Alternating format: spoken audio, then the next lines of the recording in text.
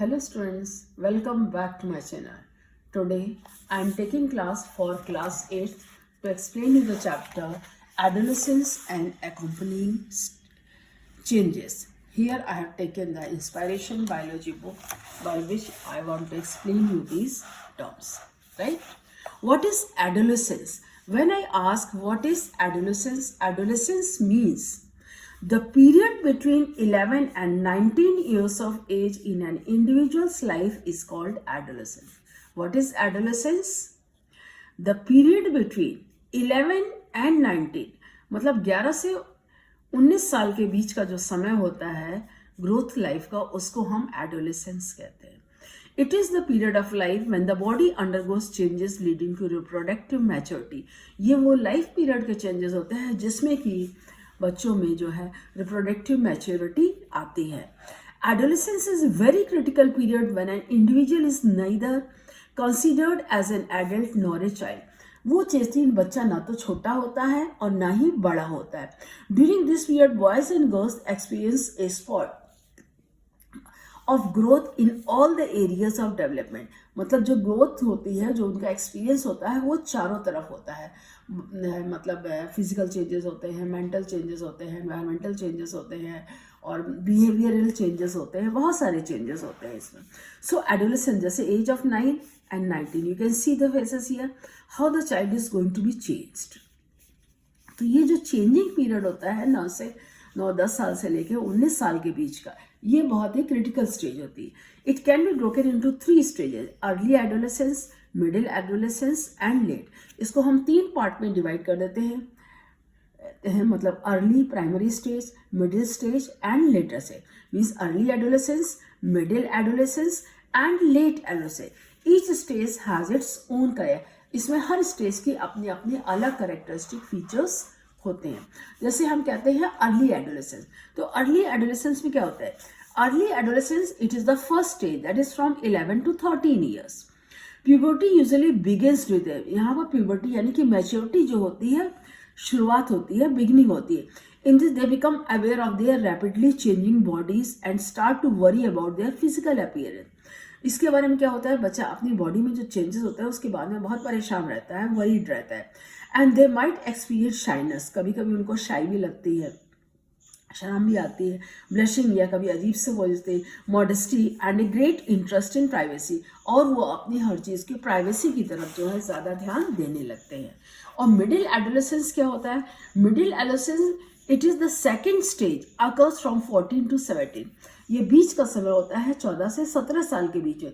इसमें क्या होता है? The puberty has past. मतलब जो प्यूबर्टी जो होती है, वो मैच्योरेंस जो स्टार्ट होती है, वो स्टार्ट होना हो चुकी होती है. Teens in this stage they are extremely concern with how they look. इस दौरान ये बहुत ज़्यादा कंसर्न रहते हैं, वो कैसे लग रहे हैं, वो क्या सोचते हैं और उन किसी से उसका क्या मतलब है. And they spend a large amount of time grooming, exercising and modifying their physical. मतलब बहुत ज़्यादा समय वो अपने ऊपर ध्यान देते हैं. हम कैसे लग रहे हैं, हमको एक्सरसाइज करनी है, हमको अपनी बॉडी फिट रखनी है, हमको फिजिकल एक्सरसाइज करनी है, अपनी बॉडी सेटअप हुआ है, हम स्मार्ट लगनी चाहिए, हमें ज़रा भी इधर उधर ऐसे नहीं होना चाहिए. और लेट एडोलेसेंस लास्ट स्टेज होती है 18 to 19 ईयर्स में. Many youngsters they have come to appreciate subtleties of situations and ideas. तब जो होते हैं वो जब पूरी एडोलेसेंस होते हैं तब वो उस चीज़ को समझ पाते हैं, अप्रिशिएट करते हैं आइडियाज़ को, प्रोजेक्ट. मतलब तब वो सोचते हैं हमें आगे क्या करना चाहिए, हमारा फ्यूचर कैसे होगा, हमारी लाइफ कैसे होगी. इन सब चीज़ों के बारे में आगे वो लोग सोचना शुरू, मतलब बच्चे सोचना शुरू कर दें. Their capacity to solve complex problem, मतलब जो जटिल समस्याएं, जो कॉम्प्लेक्सिटीज़ होती हैं, उसको वो सॉल्व करने की तरफ ध्यान देते हैं. And what others thinking has sharpened considerably. लोग उनके बारे में क्या सोचते हैं, इस बात पे बहुत ज़्यादा ध्यान देते हैं. But because they still relatively inexperienced life, क्योंकि उनका एक्सपीरियंस तो होता नहीं लाइफ का है. Even older teens apply this new form skills erratically and therefore may act without thinking. उनको चीज़ें पता नहीं होती हैं, लेकिन फिर भी जो होते हैं किसी के बारे में ऐसे रिएक्ट करते हैं कि जैसे वो बहुत कुछ जानते हैं. तो कभी कभी जो है सिचुएशन कभी थोड़ी स्ट्रेसफुल भी हो जाती है. अब इस दौरान फिजिकल चेंजेस क्या होते हैं? Physical changes that is teenagers के हार्मोन्स लेवल जो चेंज होते हैं, उस हार्मोन्स लेवल्स के चेंज से उसमें जैसे development of full breast in the girls can be awkward in the beginning. जैसे ब्रीस्ट का डेवलपमेंट गर्ल्स में शुरू में उनको थोड़ा ऑकवर्ड लगता है। They may start to feel conscious about their figure, अपने फिगर के बारे में बहुत ज़्यादा कॉन्शियस होती हैं लड़कियाँ। And change of voice and appearance of facial hairs in the boys, perhaps most prominent change that takes place boys में मतलब आवाज़ का, ये जो वोकल कॉर्ड्स होते हैं, आवाज़ का भारी होना लड़कों में, फेशियल हेयर जो होते हैं दाढ़ी निकलना, ये प्रोमिनेंट चेंज होता है। Acnes on the major problem, मतलब चेहरे पर मुहासे और एक्नेस आना शुरू हो जाते हैं। मसल्स गेन होने लगते हैं। समटाइम्स एक्सेसिव बॉडी गेट जो होता है, एकदम से बॉडी गेट बढ़ता है। Growth of the pubic here in the girls and boys, pubic hairs का डेवलपमेंट स्टार्ट हो जाता है। बॉडी ऑर्डर बिकम्स एविडेंट, और जो शरीर की जो स्मेल जो होती है वो पर्टिकुलर ऑर्डर हो जाती है। Girls starts with their periods, girls में पीरियड्स स्टार्ट मतलब रिप्रोडक्टिव स्पान जो मेंस्ट्रुएशन स्टार्ट हो जाता है। इमोशनल चेंजेस क्या होते हैं? इमोशनल चेंजेस जो होते हैं, hormones affects the tin not only physically but also emotionally. Physical changes के साथ साथ उनके इमोशंस भी बहुत चेंज होते हैं। इमोशंस चेंज होने में क्या होता है? Adolescence is the age between childhood and adulthood. ये चाइल्डहुड और एडल्टहुड के बीच की स्टेज होती है। तो teenagers they are confused about their role, तो अपने आप को कंफ्यूज कर पाते हैं कि वो छोटे हैं या बड़े हैं। और between their responsibilities as growing adults and their desires as children, मतलब हो तो बड़े रहते हैं लेकिन उनकी आदतें जो बच्चों जैसी होती है। They tend to feel overly small, blaming on the hormone, वो काफ़ी इमोशनल हो जाते हैं अपने हार्मोन्स को, मतलब यार ये क्या हो रहा है, कैसे हो रहा है, क्यों हो रहा है। Just about anything and everything can make them happy, कुछ भी हो जाते हैं, एकदम से खुश रहते हैं, एक्साइटेड हो जाते हैं या एकदम से गुस्सा हो जाते हैं। ये चीज़ें नॉर्मल होती हैं। So girls they are valuable to crime, लड़कियां जो होती हैं वो उन्होंने अरे ये सब क्या हो गया, कैसे हो गया, नहीं होना चाहिए था। Mood swings they are common among teenager, तो मूड का स्विंग जो होता है, जल्दी खुश हो जाना, जल्दी रूठ जाना, जल्दी बुरा मान जाना, ये सब चीज़ें होती हैं। Bodily changes result in self conscious, जो बॉडी में चेंज होते हैं अपने आप में कॉन्शियसनेस आ जाती है बच्चों में।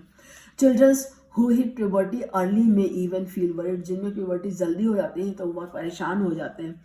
फीलिंग्स ऑफ द इन्फीरियरिटी या सुपीरियरिटी में अराइज एट, कोई कोई अपने आप को इन्फीरियर महसूस करता है, कोई सुपीरियर महसूस करता है। सो ये एज जो होती है, sexual feelings arise in youngster. Feelings and thoughts about the sex that can trigger a sense of guilt, कभी कभी गिल्टी फीलिंग भी आ जाती है बच्चों में। So here how can help teen deal with the emotional problems and the adolescent, आप कैसे उनको असिस्ट कर सकते हैं, हम लोग कैसे उनको हेल्प कर सकते हैं। इसके लिए जो सबसे बड़ी चीज़ होती है sorry, assist them to take care of themselves, उनको मतलब अपनी केयर कैसे करें इनकी, उनको tell your teenager that it is okay to feel the way that they are feeling, उनका ठीक है जो हो रहा है होने दो, परेशान मत हो, सब कुछ ठीक हो जाएगा। Encourage them to exercise as physical activity helps keep the serotonin creates good feelings and happiness, मतलब उनको एक्सरसाइज की तरफ वो करना चाहिए। वो एक्सरसाइज करने से सेरोटोनिन हार्मोन सीक्रेट होता है, उससे उसमें जो है अंदर की बॉडी में फीलिंग्स अच्छी आती है। लेट देम टॉक, उनको बोलने चाहिए। Listen to them what judging, avoid giving them advice when they are not ready to for it, अपनी तरफ से उनको कोई एडवाइस दे लेकिन जो बात वो कहें उसको ध्यान से सुनना चाहिए और उनकी बात का सही तरीके से जवाब भी देना चाहिए। Share your experience of puberty और let them talk to an older siblings who has gone through the same. It will emphasize that it is okay to feel and what they do. कुछ लोगों को उनके इस बारे में, जैसे जो बड़े लोग होते हैं उनके बारे में अपने एक्सपीरियंस बच्चों से शेयर करने चाहिए, बच्चों से बात करिए जो ग्रोइंग अप होते हैं। जैसे देखो उसमें भी हो रहा है, ऐसे हो रहा है, जो बच्चे पढ़ते हैं सबके साथ होता है, it's a common feeling. So indulging creative, जिसमें किसी को ऐसे काम में लगाने, क्रिएटिविटी काम है, देखो ये करो, ऐसे करो, ऐसे करो। So adolescence it is a bridge between childhood and adult, it is very important, it is a bridge. किसके बीच में होता है? चाइल्डहुड और एडल्टहुड के बीच में जो ब्रिज फॉर्म होता है, इस ब्रिज को ही जो है हम एडोलेसेंस स्टेज कहते हैं। And during adolescence, apart from the rapid physical and emotional changes, it occur a number of psychological changes in the boys and girl. जैसे they occur drastic change in the way of thinking person adolescent becomes more independent than before and become self, मतलब अपने आप को independent समझने लगते हैं, self conscious होते हैं और intellects and tends to spend considerable time in thinking, और वो सोचने ज़्यादा, उनके सोचने समझने की शक्ति जो बढ़ने लगती है। समटाइम एडोलसेंस में फील इनसिक्योर, कभी इनसिक्योर फील करते हैं कि अरे क्या चीज़ों को कैसे एडजस्ट करें, बॉडी और माइंड के बीच में एक टसल सी होती है जिसको कोई वो सुलझाना चाहते हैं। But one should know that there is no reason to feel insecure, these changes are natural and it is a part, मतलब ये चेंजेस जो है वो नेचुरल है, ये ग्रोथ का एक पार्ट है, इसमें परेशान होने कोई नहीं। So boys and girls they like to remain most of the time when they peer, since they feel safe in the groups and they also imitate what others do in their group. Period from birth to childhood, that is called the infancy. नहीं, infancy जो child होता है birth से 2 साल तक होता है उसको हम इन्फेंसी कहते हैं, और चाइल्डहुड होता है 2 से 10 साल के बीच का जो पीरियड होता है उसको हम चाइल्डहुड कहते हैं। ये इसमें गलत दिया हुआ है। And there is a crucial age between some boys and girls, they are trapped bad come, अगर इसी बीच उनको गलत संगत का साथ पड़ जाए, they become addict to many bad thing, जिससे कि वो उनको बहुत सी गलत चीज़ों की आदत पड़ जाती है। So they have to be careful about making their friend, though amazing but it is a fact that time when we born up with the old age, your physical features keep changing with the past time, आपके जो physical feature, जो physical appearance होते हैं, जैसे जैसे समय बीतता है वैसे वैसे हमारे बॉडी के फिजिकल चेंजेस बदलते जाते हैं। As a new born baby grow, new born baby है ग्रो करता है, changes are quite sharp almost week by week, क्योंकि इन्फेंसी स्टेट बर्थ से 2 साल तक बहुत फास्ट चेंजेस होते हैं। Older babies the changes are evident almost month by month, हर महीने की फोटो आप देखें तो आपको अलग अलग है। And the changes they are conspicuous year by year, in older people the changes slow but quite conspicuous, जब हम लोग बड़े हो जाते हैं उसके बाद चेंजेस जो इतनी जल्दी नहीं आते हैं, लेकिन जो उसमें होता है तो उसमें चेंजेस अगर ऑब्जर्व करेंगे, देखिए आप अपने साइज का फेस देखिए, change in the outline of the cheeks bulging to somewhat flattened, width of your forehead, change in the shape of your hairline that occurs, shape of the eyebrows, color of the shine of the eyes, size and shape of the nose, outline of the lips, any mustaches in the boy, any other changes that you might notice, note down, and then you conclude what changes are over there. इसमें importance personal hygienic ऐसा है, it's a very important but critical phase of the life, so it is very important to take regular healthy meals. इसमें जब stage जो होती है या fast होती है, इसमें हेल्दी मील्स की बहुत, मतलब प्रॉपर खाना चाहिए, exercise regularly and take proper rest. Personal hygiene must be maintain strictly at the crucial stage of life, one must learn care from one's body and maintain good health. The following they are the ways: take bath every day, remove sweats and oils, one may also use deodorants or antiperspirant to get rid of body odor, washing one's face at least twice a day using a mild face wash reduces the occurrence of them, कम से कम दिन में 2 बार face चेहरा को धो, जिससे कि acne और pimples को अवॉइड किया है। Avoid touching squeezing pimples as it may lead to an outbreak and may also cause scarring, जिससे कि स्कार्स मतलब निशान पड़ जाते हैं चेहरे पे, पिंपल्स को ब्रश नहीं करना चाहिए। Clean the genital areas properly to prevent infection, जो जेनाइटल एरियाज हैं उसको अच्छी तरह से साफ करना चाहिए, जिससे कि कोई infect. Girls should be use sanitary napkins during menstruation and should also make aware of the proper methods of the disposal also, मतलब प्रॉपर नैपकिन किस तरह से लेना है, कैसे हटाना है, प्रॉपर डिस्पोज करना, ये सब चीज़ें मम्मी के द्वारा, माँ के द्वारा लड़कियों को अच्छी तरह से बताई जानी चाहिए। जैसे स्ट्रेस होता है तो स्ट्रेस मैनेजमेंट के लिए body responding to the positive as well as negative. So stress causes due to the release of certain hormones, enable the body to get prepared to cope with the situation. It's very important to aware about the stress levels, find the ways how to manage, reduce. इसके लिए सब best है yoga. Yoga is one of the oldest and life enhancing practices that help us being stress under control.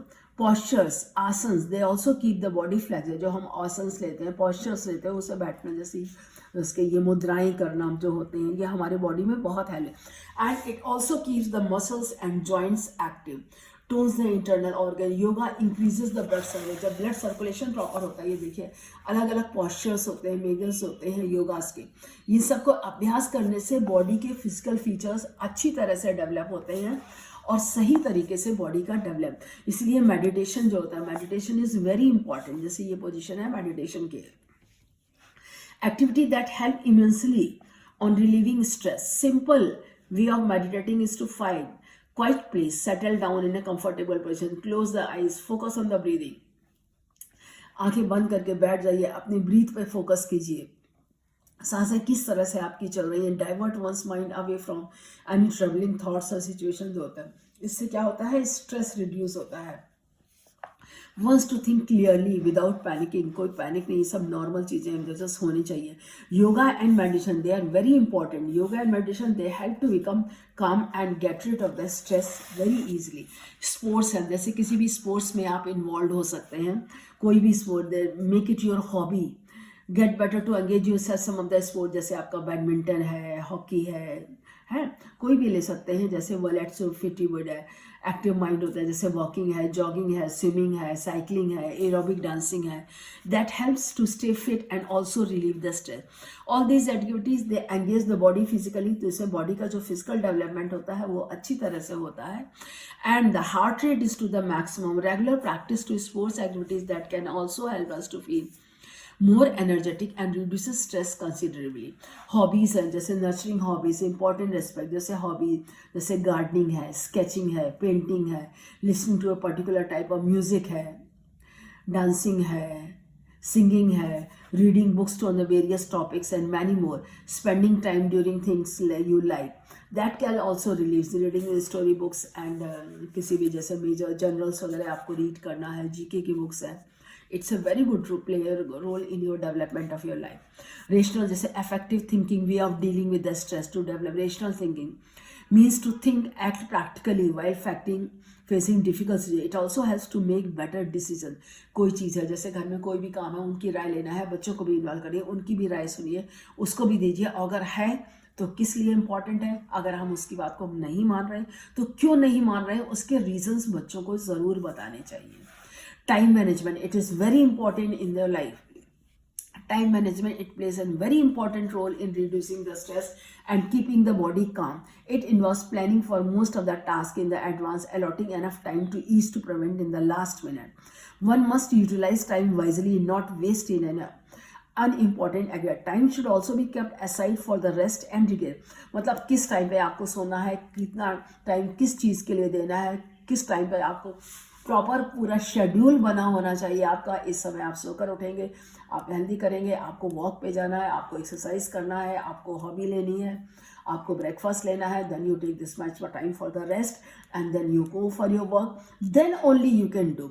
जब तक time management बच्चे को समझ में नहीं आएगा तब तक बच्चा प्रॉपरली डेवलप नहीं करेगा। जैसे इसमें what is adolescence, period of development from childhood to adult. Puberty, time when the sex organ develop in boy.